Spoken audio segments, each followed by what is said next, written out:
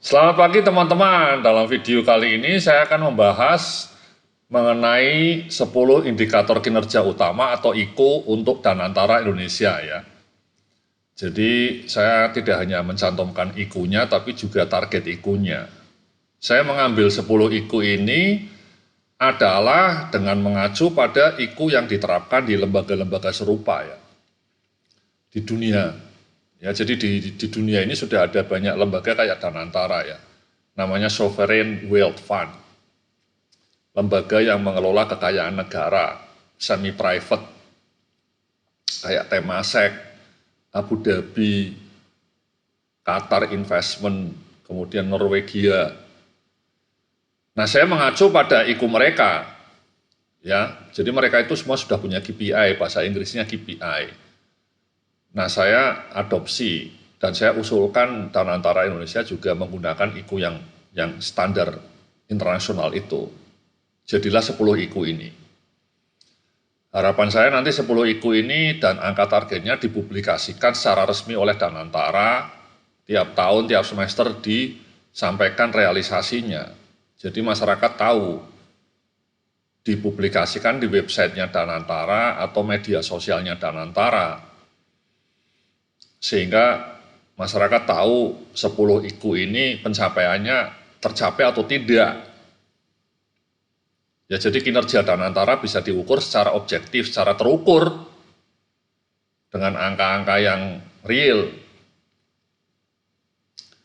Ya, itu harapan saya sih ya. Jadi nanti teman-teman di Danantara bisa mengadopsi ini sebagai salah satu acuan referensi dan sekali lagi yang paling penting meresmikan dan mempublikasikannya secara terbuka, secara transparan kepada publik.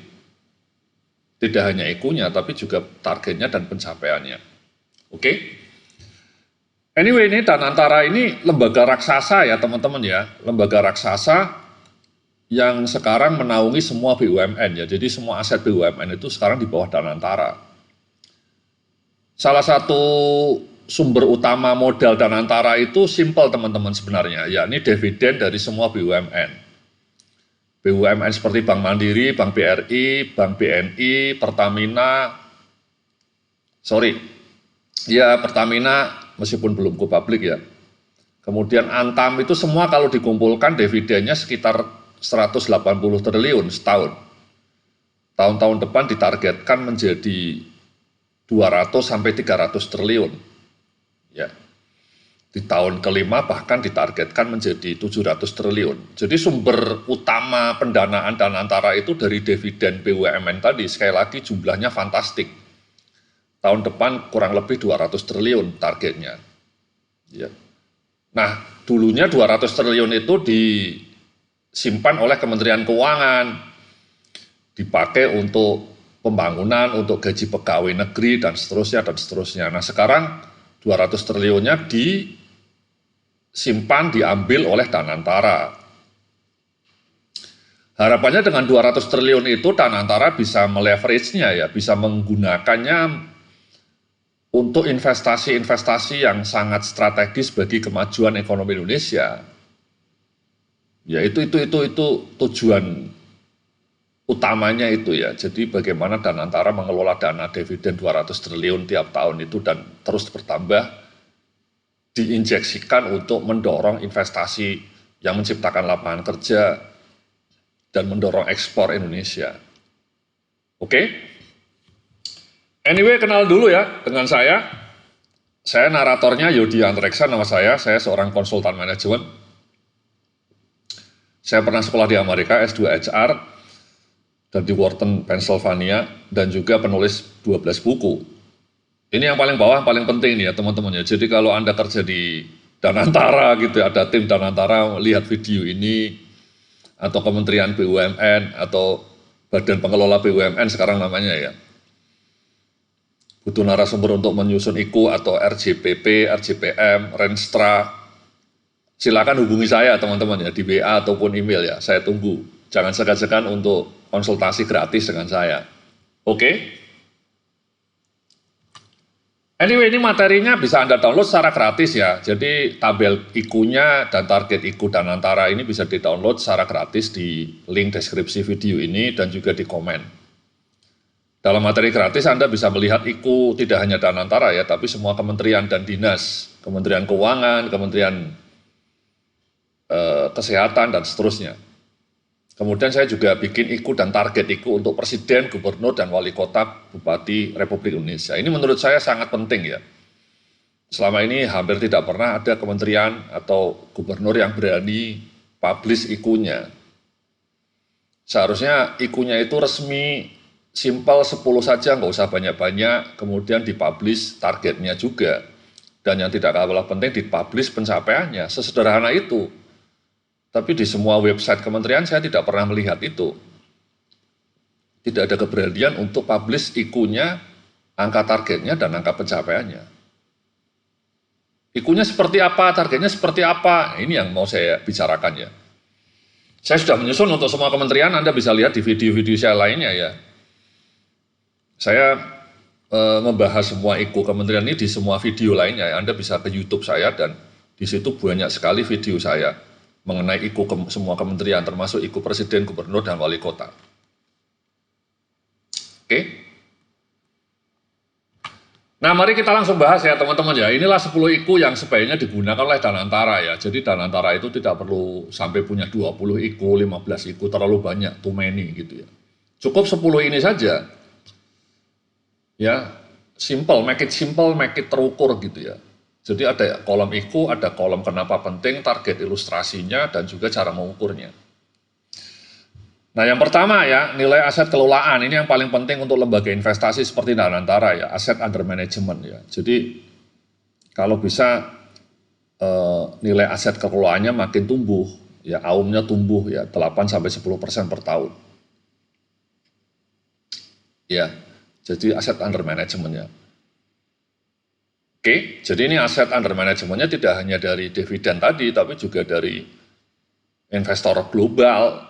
Jadi melakukan kerjasama investasi dengan investor dari Dubai, dari Arab Saudi, dari Cina, dan dari Jepang, gitu ya, sehingga AUM-nya tumbuh. Oke. Nah, nomor 2 ini yang paling penting sebenarnya ya. Jadi sangat penting ya, meskipun bukan lembaga pure swasta ya, tapi kalau bisa investasinya itu, return-nya itu memuaskan. Let's say misalnya 7% lah ya, 6% gitu ya, 7-8% itu wonderful, apalagi kalau bisa double digit ya, bisa 12%, 10%. Oke, itu paling penting nomor 2, ya, total portfolio return. Nomor 3 tadi ya, kontribusi dividen ke APBN-nya ya, jadi tadi ya sebenarnya dividennya akan masuk juga ke Danantara, cuman kan kalau Danantara mengelola BUMN-nya bagus, tidak banyak intervensi, otomatis dividennya kan makin bagus. Misalnya dividen Bank BRI itu sekitar 50 triliun setahun. Ya, jadi kalau pengelolaan BUMN-nya bagus, harapannya nanti dividennya Bank BRI, Bank Mandiri makin meningkat. Jadi target 750 triliun. Tempo hari kepala Danantaranya bilang dalam 5 tahun dividen diharapkan bisa sampai 700 triliun. Itu hanya akan terjadi kalau BUMN-nya dikelola dengan bagus, dengan profesional. Oke? Kemudian nomor 4 ini salah satu standar dalam lembaga-lembaga investasi ya. Jadi resiko portofolio risk adjusted return-nya itu bagus. Ukurnya pakai SR kompetitif ya, singkatannya Sharpe ratio. Ini perbandingan antara reward sama resiko ya. Jadi resikonya jangan terlalu tinggi. Keseimbangan antara return dan resiko. Oke. Nomor 5, ini ya, investasinya di sektor strategis ya. Di hilirisasi ya, downstreaming, bangun pabrik smelter, bangun pabrik baterai, bangun pabrik semiconductor gitu ya. Kalau bisa sektor-sektor yang ekspor oriented saran saya sih ya, manufacturing ya. Jadi begitu banyak peluang membangun pabrik yang ekspor oriented di Indonesia ini ya. Kita punya sumber daya alam yang melimpah, perikanan itu salah satu juga hidden gem itu perikanan sebenarnya. Ya Indonesia ini negara kepulauan, ikannya banyak. Selain ya tadi ya kita penguasa nikel, penguasa kelapa sawit gitu ya, itu harus dibikin menjadi lebih value added-nya lebih tinggi. Nomor 5 ini penting ya.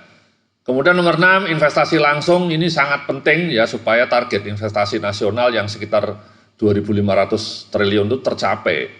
Jadi Danantara bisa menarik modal global, melakukan co-investment. Targetnya pakai angka ya, misalnya berapa lah ya. Let's say kalau rupiah misalnya bisa membawa investasi 200 triliun gitu ya, atau 300 triliun. Jadi total investasi nasional kan targetnya 2.500 triliun. Danantara mungkin bisa menyumbang 300 sampai 400 triliun. Oke. Kemudian nomor 7 itu di studi ya dampaknya ya. Ini memang harus pakai studi ya. Dampak real investasi ke ekonominya gimana? PDB sektoral dan multipliernya naik. Ini studi lembaga independen seharusnya ya. Nomor 8 itu kepatuhan GCG-nya tidak ada fraud, jangan sampai seperti skandal di Malaysia itu sangat bahaya, sangat-sangat bahaya ya. Kalau ada skandal Danantara, kepercayaan publik bisa hancur. Ya, jadi nomor 8 ini harus dijaga dengan ketat. Nomor 9 kepatuhan terhadap environment, social and governance ya. Ada indeksnya biasanya, ESG ini ada lembaga-lembaga internasional yang ngecek.